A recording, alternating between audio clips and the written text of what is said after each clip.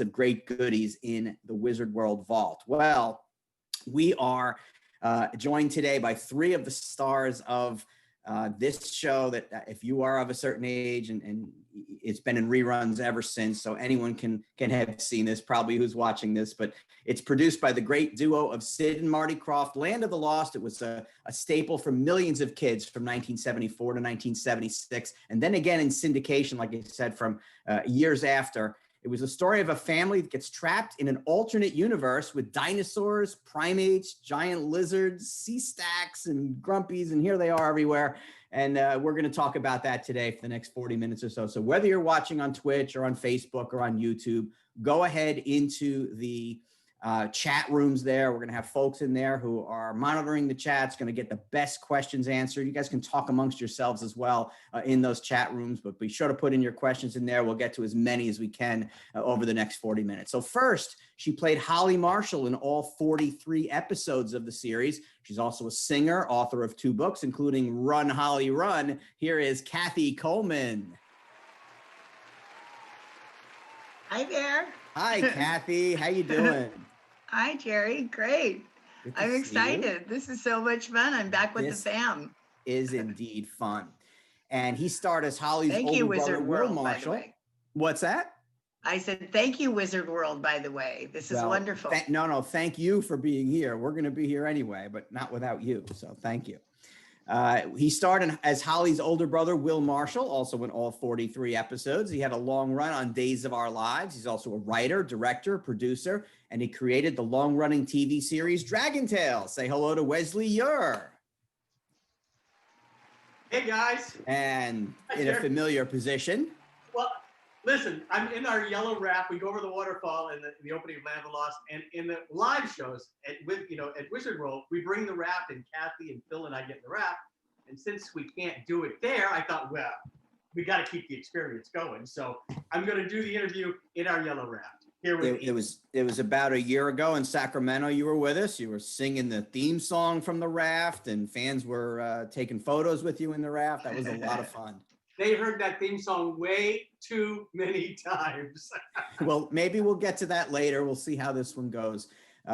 Before I bring in the last guest, just a reminder, or just a note for fans. We got people watching from all over the world. So here's the folks who checked in already from Australia, France, Kentucky, Arizona, Pennsylvania, North Carolina, California, Maine, Blue Georgia. Someone says Blue Georgia. So we'll go with that as well. So if we got all over the world, we have people watching. We appreciate you being with us on all of our channels. And finally, rounding out the young members of the Land of the Lost cast, he appeared in 29 episodes as the adolescent hominid Shaka. Here is Philip Paley. Hey. Shaka, how are you? Hi, Jerry. I'm well, thanks.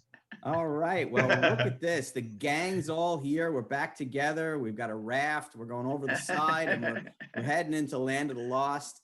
First thing I just want to ask, it seems like this, but it seems like it was a ton of fun to do this series. How much fun was this to film? It was a blast. I mean, we had the best gig in town. We had 2 sound stages. One was a lagoon and the front of our cave and this huge jungle. Then we had another sound stage that was the interior and the giant chroma key blue, which is now green screen, but where we got to run from the dinosaurs. And plus the cast, to this day, I always say that the Crofts didn't just cast my TV family, but they cast my real family, because we are all just like brothers and sisters to this day. It was like a real jungle gym, literally. Phil and I used to run around like crazy, getting all kinds of trouble together. It was exciting. And, for kids, it was the optimum show to work on, without a doubt. Yeah, being kids, when we were on the show, there was so much to, look around and wonder about, because, you had the set, you had, all the people working, from the, set designer guys and the grips, and, everyone was doing something. And so there was lots to check out as a kid. It's a lot of fun. Yeah, I mean, the sets were awesome, right? I mean, you got the cave, but then you were out in different parts of the forest and different parts. And, how much fun was that, just like being all over the place and having those different kind of visuals that were part of this. Well, it was great. And, we filmed 2 episodes a week, which was unheard of. It took 2.5 days to film an episode. In fact, I talked to Sid Croft recently and I reminded him of that fact. He goes, "You did it that quickly?" And I go, "Yes, Sid, you cheap budget, you." And he just laughed and said, "Yeah, you're right." But it was amazing.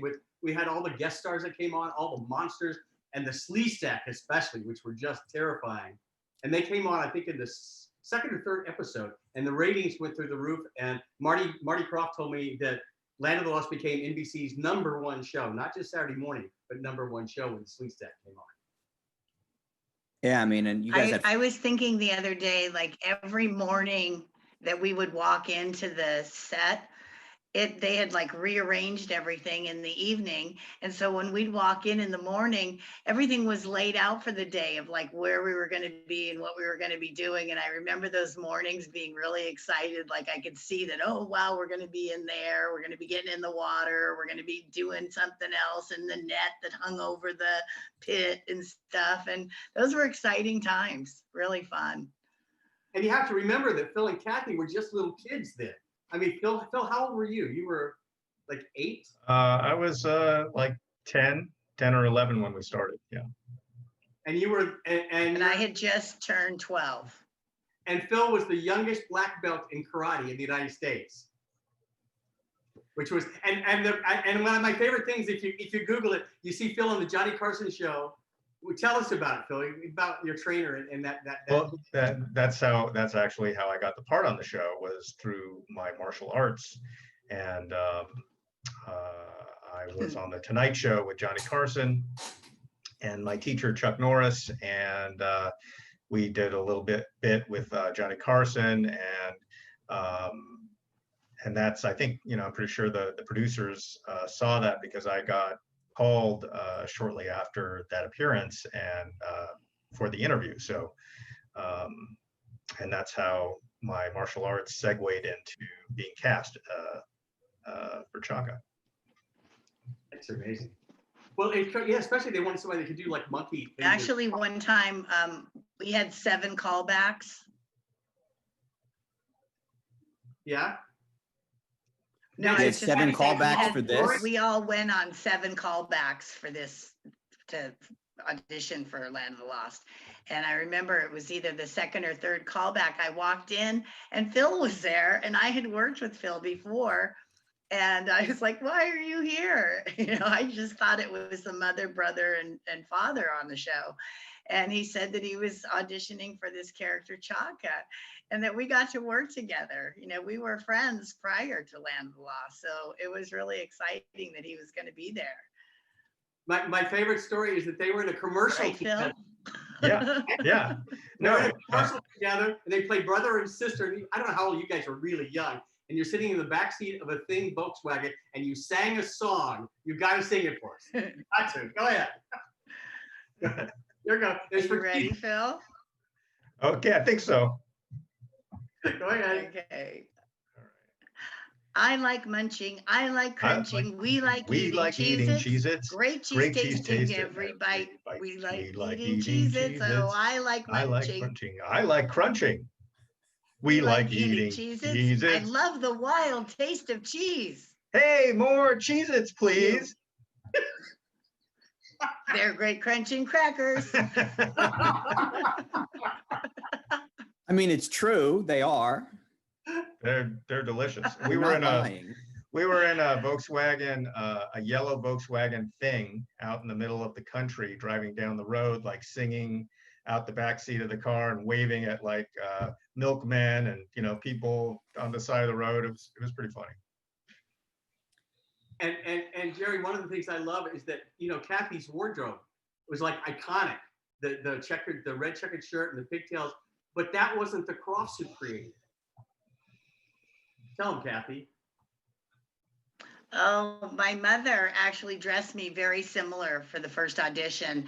And there's sort of a rule of thumb in auditioning for whether it's a commercial or a pilot or a movie, if you go on the first interview and they like what they saw, don't change your clothes. Every time they call you back, wear the same thing. So I don't know, I wore it 7 times in a row in front of them. So that was what my wardrobe actually became, something very similar. That red and white checkered shirt and the corduroy pants was something very similar to what I wore on the interview.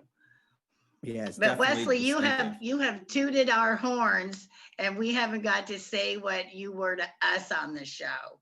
Wesley truly, to this day, is the best big brother you could ever wish for. And he started that whole mentoring on the set. He's really an amazing person. We all love each other like crazy.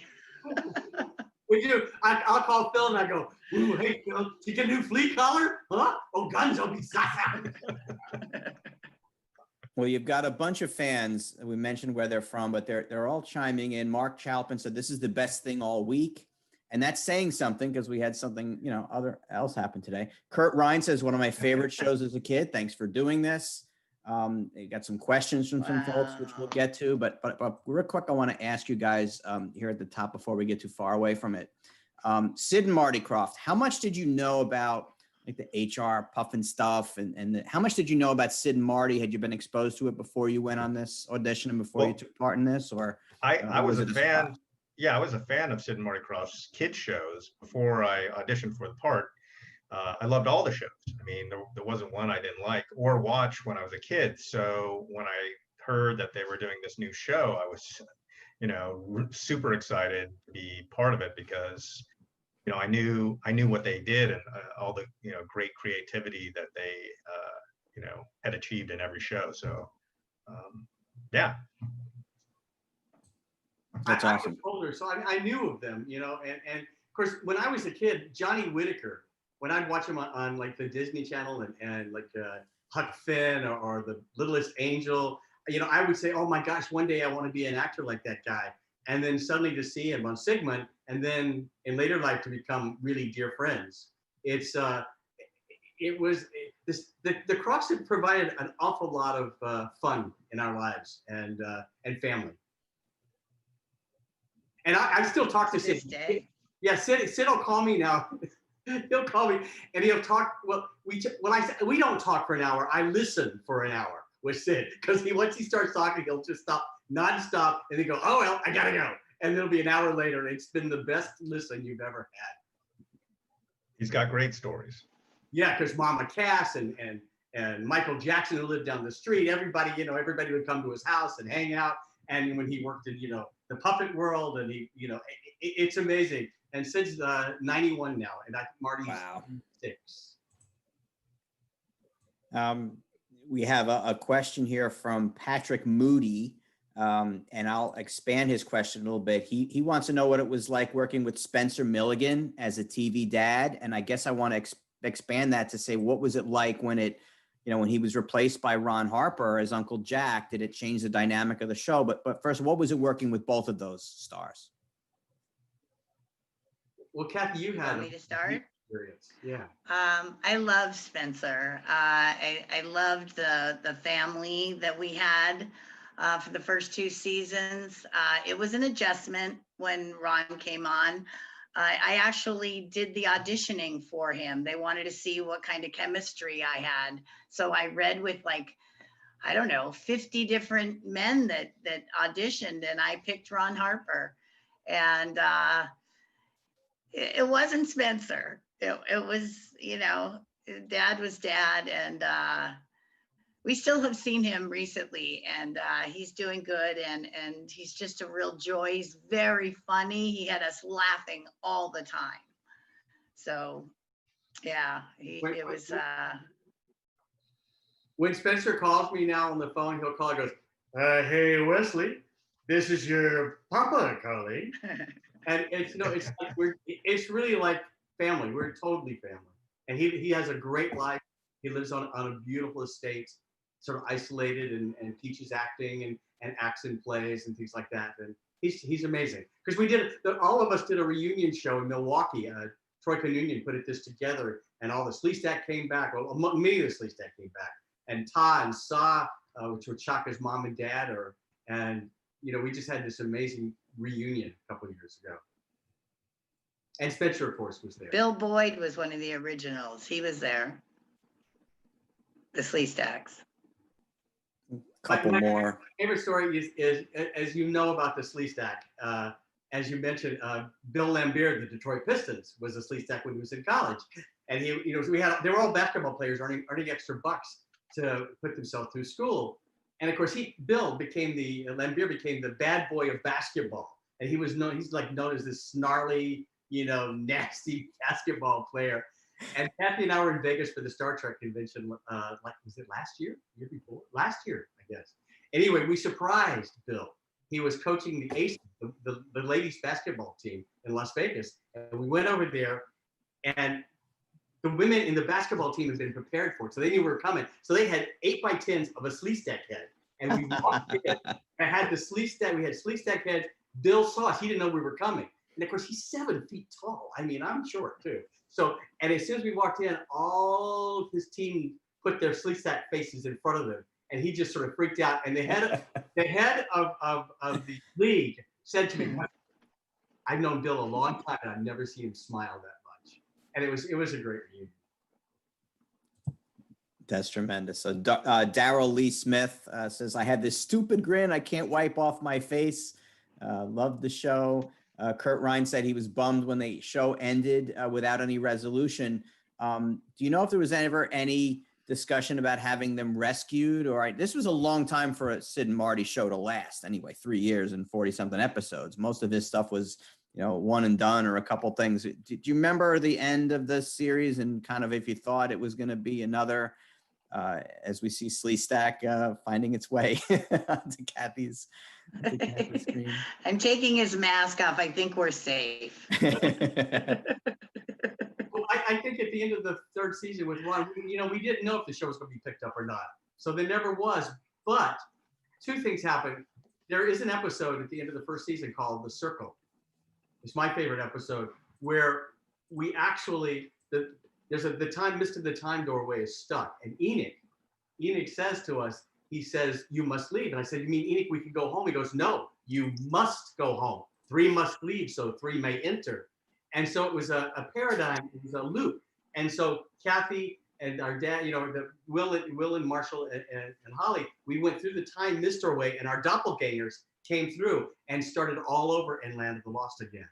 So it was really, one of the great things about Land of the Lost was David Gerald was our head writer, wrote Trouble with Tribbles for Star Trek. We had all these DC Fontana, all these amazing sci-fi writers. So the sci-fi, if you look at some of the scripts, are truly amazing, talking about paradigms. And for Saturday morning, that was really heady stuff. Want to remind everyone, you can go to wizardworldvirtual.com a week from today. So if you're watching it live, it's next Saturday. If you're watching it on replay, it's Saturday the 14th. Live video chats, and it's both. You can do individual live video chats with any of these 3 or all 3 together, which we rarely do at Wizard World. You can do a 1-on-3, maybe 1-on-4 with Sleestack joining Wesley there in the back. But live video chats are available. You can get those at wizardworldvirtual.com. Autographs, recorded videos also available. Those are a lot of fun from these 3 stars. So reliving a little bit of our childhood here at Wizard World Virtual Experiences, and Land of the Lost is certainly a big part of it for a lot of people. Rita Belanca says, "Love your enthusiasm. This show was such a part of my childhood." We're getting so many comments from people about that. I wore my Sleestack shirt and I didn't even see show your it. Sleestack shirt. I love it. I wore my Chaka shirt. Philip got your Chaka shirt, and Philip, you have your Chaka shirt on, Phil? Yeah. Show it. Let me see. I can't see your Chaka shirt. I see it. Oh, I'm sorry. I couldn't see it. There it is. I decided the Sleestack never get a voice. And I thought it was a guest star. I figured the 3 of us, we needed to have a guest star show. How'd you get Bill Lambier to come back? I don't get it. How are you? This is Slatcher talking Sleestack. Say, is there something you would like to say?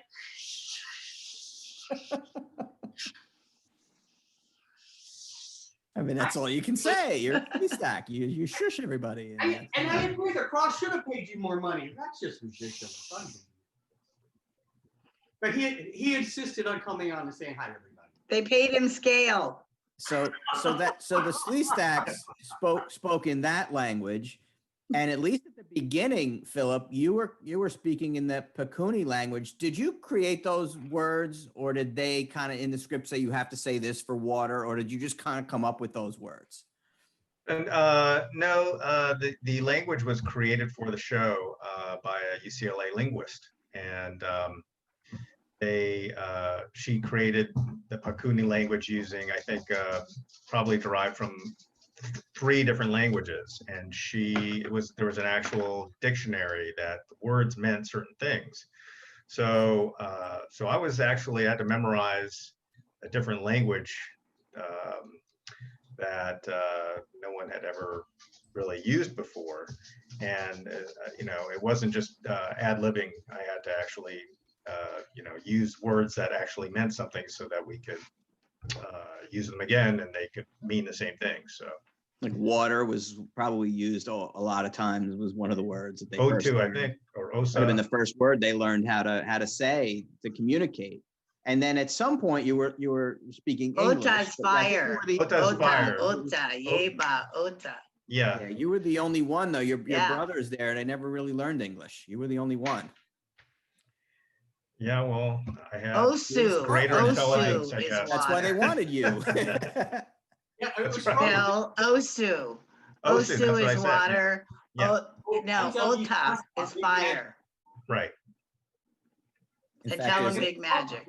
One of our guests here, one of our fans, Mark Chalpin, said that the Pakunu dictionary is online. You can actually go and find the dictionary online. Someone has culled that together, which is awesome. But I think everything is online these days, so that's great. Gary, we had a contest to have for fans to rewrite the opening theme song in Pakuni using the dictionary. And we had a wonderful winner she created this amazing song, which you can sing in Pakuni now.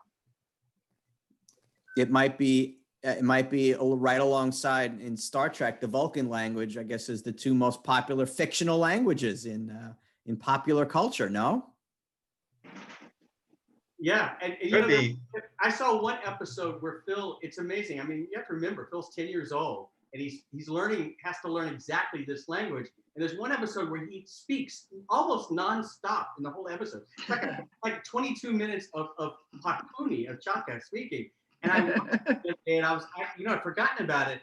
And what it took for Phil to learn that language, not only to perform it and do the acting, but he also had to speak this language correctly. It's truly remarkable, I thought. So.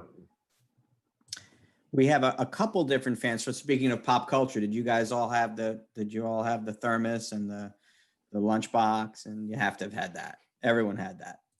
Yes. We had the game. I saw there was something on Facebook today. Somebody bought a thing I'd never seen of us before. I mean, after all these years, there's a new product from the 70s, and it was that projecting screen, that one that projected the images on the wall, called Show something or another. Show projector something. Yeah. With the Land of the Lost strip. I had the Viewmaster. Yep. Coloring books. A lot. We had golden books. I didn't really have any of the stuff when I was a kid. It was only as an adult I sought them out, and I went and bought my own lunchbox and got the stuff that I could get. So. Hey, you're all on the lunchbox there, along with Grumpy there. Having a rough day, Grumpy right there. We can't let him eat Chaka, for gosh sakes. I mean, I know, poor Chaco was always being attacked by Grumpy. A couple more fans. Jeff Lieboff saying he still has his lunchbox, and James Mueller just saying hi to everyone. Great to see you all. Hi, love you James. Guys. I wore your shirt, James. Up, James. So there you go, James, friend of the family here, which is great. James started the Land of the Lost Facebook page, which excellent. Exploded, which has been lovely. Couple of different fans asking this. Let me see if I can find Lloyd Bruegel. Wanted to know what you guys thought of the Will Ferrell movie remake and how it fit into the Land of the Lost world and universe. It was different. It was definitely a different take on the original.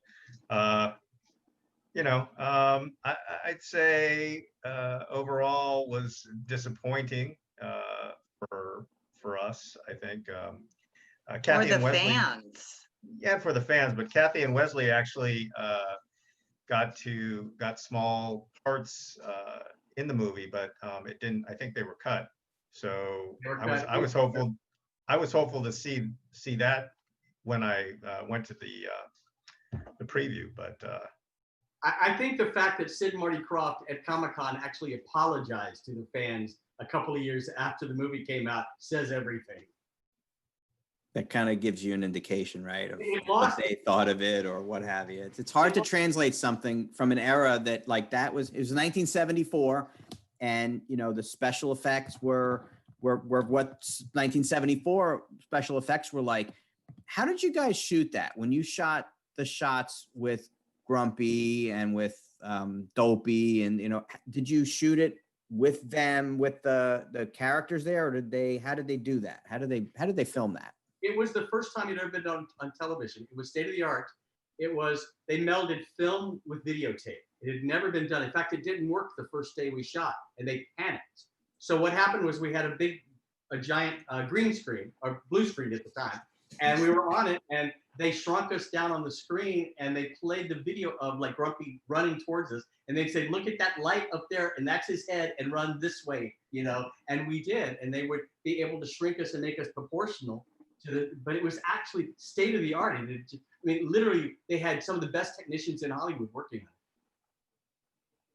And now, of course, They had like a big cylinder. There was a big blue cylinder that I sat on, and that's how I actually rode the baby brontosaurus, Dopey. Wanted to ask, there weren't a ton of guest stars, right? There were some, but because you're Land of the Lost, you didn't have different people coming through every day like it was an episode of a sitcom. But a couple in particular I wanted to ask about. One was Richard Keel, who was on a few episodes, a veteran actor, and then John Locke. I mean, John Locke pops in and he's Wagon Train and he's Highway Patrol. And what were your memories of those two in particular? And then if there's another guest that you want to talk about, certainly you can, but I wanted to ask about those two in particular. Richard Keel had the biggest hands I've ever shook hands with. He was on twice. He played the Cyclops, right? Am I right on that one? He was in second season. He was a caveman in one, and then Malachi was the character that he played. And his feet, Wesley talks about his hands, his feet would give the Laker guy, what's his name, a run for his money. Abdul-Jabbar? No, Shaquille O'Neal. Oh, Shaquille. Either one. Yeah, he had the Richard Keel. He was 7'2". Yeah. And his wife was only 5'1". They met at a college bar. They were in college, and because we would do Star Trek conventions with him later because he was on Star Trek. Yeah. And we didn't talk with him, and he told us his story of meeting his wife, and what a great guy. I just remember he was really sweet. He was very kind and gentle. Yep, gentle giant. Well, this wasn't a guest star on our show, but he was a visitor, Elton John, and we had Charo come on the show to watch. And neighbors. She chased Phil around wanting to coochie coo him. Coochie coo. So, I mean, this show was a phenomenon. I think people today, I don't think there's anything. There were 3 networks, and then this was one of the shows that kids watch. But it was a phenomenon that would attract like a Charo. That's amazing that those guests. What did those stars say to you guys when they came on set? They were just excited to see you, or they loved the show, or what was kind of their reaction? Well, the sets were just exciting themselves. And so, we were on, it was called Hollywood General Services at the time. Now it's called the Hollywood Studios or something. But originally it was the Charlie Chaplin Studios. And so there were other sound stages on our lot. And so people would be working around us, and they'd, come on to our show because it was unique and it was fun. There was always something going on. Sylvester Stallone came on. In the 3rd season, at our closing party. Yeah, he was. Yeah, it was amazing. He thought Kathy was very cute. Yeah. He asked The me third- out and I told him, I said, I'm only 14. He said, I don't 14. care. Maybe we should turn to another. No, the third season was like the season where we had the most guests for some reason. There was like always some, the Crofts would bring people to the set because it was, it was exciting and Medusa, impressive. was that Medusa was the third season also, I think, Yes. right? Yeah. You had a actress there you saw, but right, the show was We really had cowboys, we had Indians, we had yeah. a man with an umbrella that flew. We had an astronaut, Ron Masak flew in. That's right. The third season, we had all sorts of wacky characters end up in the land of Lost. Well, we also moved to the Lost City because what happened was our cave was burned up in a fire at Goldwyn when Sigmund the Sea Monster lit there was a fire of Sigmund. We shared the caves with Sigmund the Sea Monster. So when that burned up, we didn't have caves anymore, so they moved us into the Lost City. It seemed like the only thing Grumpy couldn't do is figure out how to get into the opening of your cave. I don't know why. His brain was only this big, so there you go. We had a fly swatter, that giant pole. Yes, he has to learn his lesson. He's got to learn his lesson, right? Question from Ross, and you've mentioned a few already, but if you each want to go around, Ross Burdick wants to know what your favorite, most memorable episode was for you. Was there an episode that you just love the most, whether it was the way you filmed it or just the way it came out? I liked Elsewhen, the one where I met my future self, played by Erica Hagen. I had a really neat experience with her. She was a really big influence on my life. And so, yeah, that was great fun for me. She actually did the forward to Kathy's book. So. Oh, that's right. 45 years later, she wrote the forward to my book, Run, Holly, Run. I liked The Musician, which was kind of a passage, rites of passage episode for my character. And I actually got to play myself. Well, it wasn't myself, but I was out of my outfit, Chaka outfit for a scene or two. So I like that one. But tell them about who played Chaka that day. What happened? My sister, because my sister was very close to my size, and so she fit the outfit, and so she got to play Chaka for that episode when we would do scenes together, but she didn't really want to do it that much. So she would cry because she was not totally happy, like being on set or, having to do stuff, but she ended up doing it, and she pulled it off like a pro. Pathetic Earthling wanted to know, and it's a good follow-up to that. How much was it costume and how much was makeup? Was it, and then how long did the makeup take? Because you are almost completely covered. Like you wouldn't know it was you unless they told you. Well, my face was my face. I had a prosthetic headpiece that had like a forehead, and the makeup, Academy Award-winning makeup artist Mike Westmore created the character. And so I had prosthetic teeth, and they would glue hair to my chin line, and but the rest was just like layers of makeup on my face. And it took, in the beginning, it took about a couple hours, but then as the seasons went by, they got a little quicker at it, so it would take about an hour. Lou Ferrigno And has spray said to us paint on your hands and feet. Yeah, they would spray colored hairspray on my hands and feet, except they ended up using toe socks. It smelled really bad. And so did the actually the prosthetic teeth. They smelled like stinky feet. So I had to put those in my mouth every day just to get into character. That sounds exciting. Hence the scowl on your face. That's right. You had to be there, I guess, to experience that. Lou Ferrigno always told us sometimes he just stayed in green and drove home, and people look at him funny on the highway. Too much to get in and out every day. But you always changed and got back. Not always. I mean, sometimes I would go home.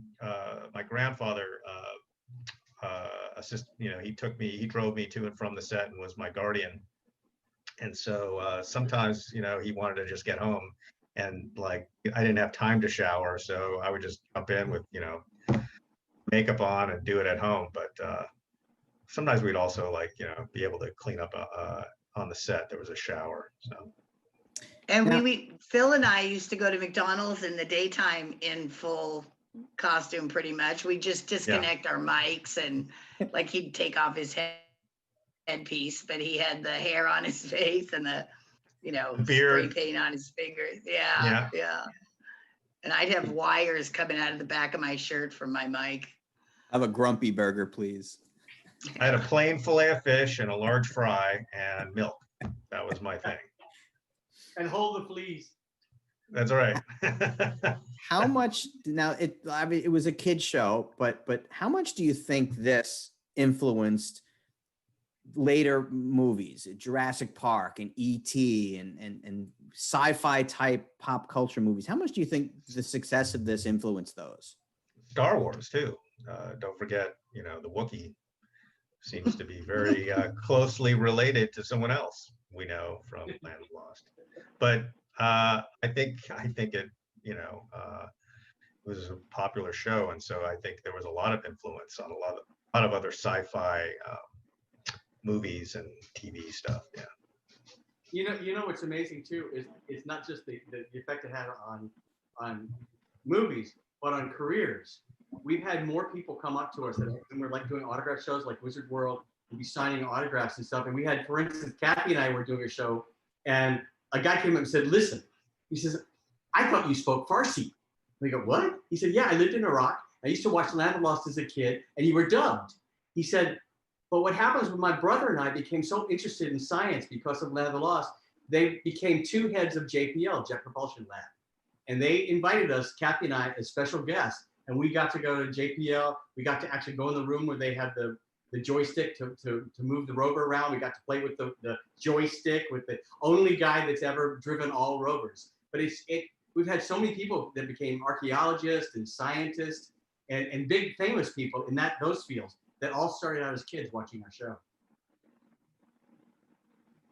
Yeah, it makes sense. Another comment from Michael Gardner. He wanted to ask Wesley if you remember taking a picture in the raft with him and Lydia Cornell and Sam Jones in Sacramento with us. Oh, yeah. They were in your little row right there. Listen, this raft had 4 celebrities. Kathy, Phil, and I, we did a show, and Lonnie Anderson was in it. Mary Ann from Gilligan's Island. Yeah, Dawn was in it. Listen, it's amazing. We bring our raft, you know, and we you know, it's one thing to sign an autograph and sing the theme song and hug everybody, but we want to give everybody an experience. So we tried to create something that was unique, and the photos, you know, to do something more interactive, which we've done. But it's amazing how many celebrities seek us out to get in our raft for photos for their Facebook page. It's a lot of fun. Yeah. We even had an astrophysicist, a few of them, because we did a convention for the Ancient Aliens, and we had astrophysicists in our raft with us, which was really cool. The guy in Vegas that came to Kathy at the Star Trek, he flew Air Force One, and he came and got into our raft and gave us one of those trading coins. He says the only trading coin higher than this is the President of the United States. So, you know, we've had extraordinary experiences. That's tremendous. And before I know your C-Stack there was doing some hissing. A question from James Milior. He wanted to know, whenever you encounter the C-Stack, did they make that hissing sound live, or was that added later? Do you remember? Kathy, do you remember? I think it was added later, because I think it don't was added recall later. them making a noise when we were walking in the caves. Yeah. Those outfits, they were wetsuits that Mike Westmore created. So, and those heads, so they were, you know, 7 feet in bare feet. The basketball players like Bill and Beer, and they had stilts on with pointed toes, and their head was pointed, so they were about 10 feet tall, in front of us, you know. So, Like this. And if there was any hissing, it was the steam coming out of the outfit, because they were so hot all the time. The set was like 110 degrees, and then these guys were wearing wetsuits on stilts, you know, on platform shoes, and like, you know, so after 10 minutes they'd be just dripping in sweat. So Now, Kudos now to you them. guys, Enoch, the talking Sleestack, he was mic'd. And so he did speak when we would do our scenes. He was Yeah. actually That was speaking. Walker Edmondson, of course, voice of Sigmund the Sea Monster. And a million other voices. Million. And Yeah, Phil well, that's Paley, I mean, Phil Paley, but Joe Giamalva and Sharon Baird were Ta and Saw. But Sharon, and you may remember for all you oldies out there, she was a Mouseketeer. She was, "Hi, I'm Sharon" on the Mouseketeers. another piece of our childhood today. You guys all seem to have like your props and your things. Did you keep any crystals? Did you keep anything from on set? Pathetic Earthling wanted to know. Do you have anything that was actually from on the set? I actually have my red backpack, my Kelty backpack, that was all 3 seasons signed, and my knife. It was a Cowhorn knife signed by everybody that we could get, from Sid Marty Krofft to David Gerald to Bill Lambier to, you know. So that's my treasure. I have one of the dolls that was made for that episode that's Wesley's favorite, The Circle. It was the only dolls that were made of us, and it's where we're spinning around and going into the circle. They used a doll for that, for the special effects, and I still have that. And I had one, but I don't know what happened to it. But I had the same doll. It was the Chaka version. It was made, I think, out of a Ken doll with hair stuck on it. But that somehow got lost over the years. And the only thing that I have left is one of these black, it was a prop. It was like a black crystalline rock. And that's all and I keep that actually in my Land of Lost lunchbox. So. It's awesome. So I just want to go around. We're almost out of time, but I do want to go around the room here and just kind of give each of you just a chance to, say hi to the fans or talk about a cause or something you've got going on. And we'll just start. We'll go clockwise around. We'll start with Kathy.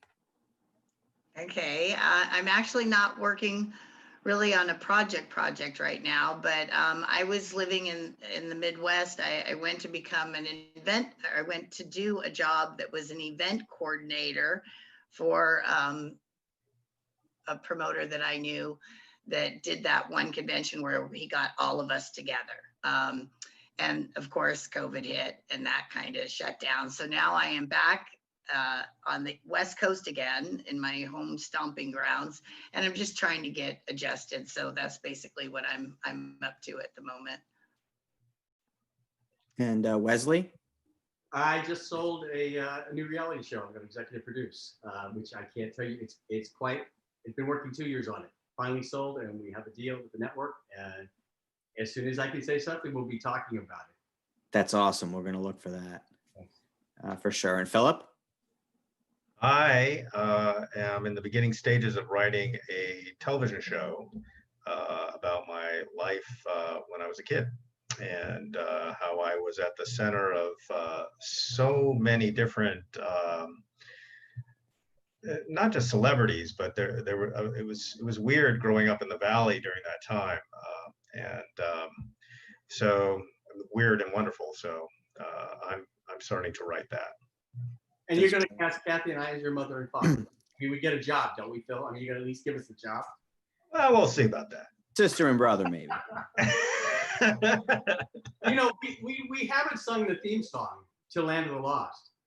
I know there's a delay on everybody's. I think we should still try it, guys. I mean, I think we should try it. I'm going to let you do it, though. Okay, we'll do it slowly. Should we do it in chunks? Well, how about if we do it in chunks? Do it in chunks. I'll start. You go. You do it, Phil. Is that good? Okay. Sure. Marshall, Will, and Holly on a routine expedition. Met the greatest earthquake ever known. High on the rapids, just struck their tiny raft. And plunged them down 1,000 feet below. To the land of the lost. To the land of the lost. Lost. But my favorite is the closing, and even Tenacious D, Jack Black. A lot of rock bands do cover this. They go, "When I look all around, I can't believe the things I found." Kathy? Oh, now I need to find my way. I'm lost, I'm lost, find me.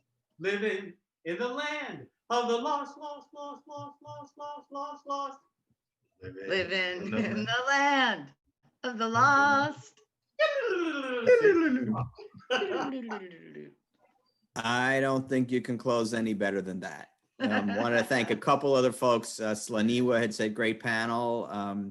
John Robluski had a question earlier about Bill and Beer that you guys answered, so thank you. Want to thank at TV Yesteryear, Twitter group that was for our Twitter handle that was part of this, getting us together, and 5d-blog.com, a podcaster that we're working with. Appreciate those guys being part of it. Don't forget live video chats, autographs, recorded videos. You can do a 1-on-3 live video chat with all three of these next Saturday, the 14th. So go to wizardworldvirtual.com for all those opportunities. Also for the upcoming events that we have going on here, wizardworldvirtual.com. We had a big day today. Tomorrow continues with Baywatch here. And a big Veterans Day celebration on Monday with pinups for vets. 5 of the ambassadors for veterans will be with us here, and a whole bunch of other stuff going on. Go to wizardworldvirtual.com for all that.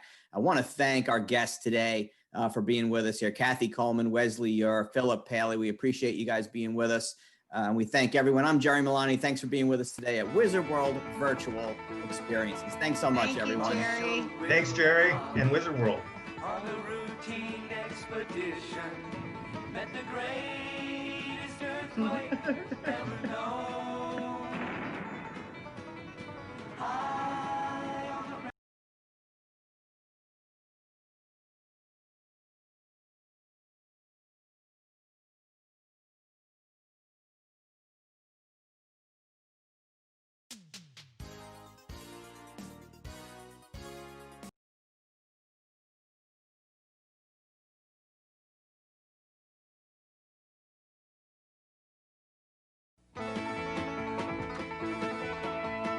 Marshall, Will, and Holly on a routine expedition met the greatest earthquake ever known. High on the rapids, it struck their tiny raft and plunged them down 1,000 feet below to the land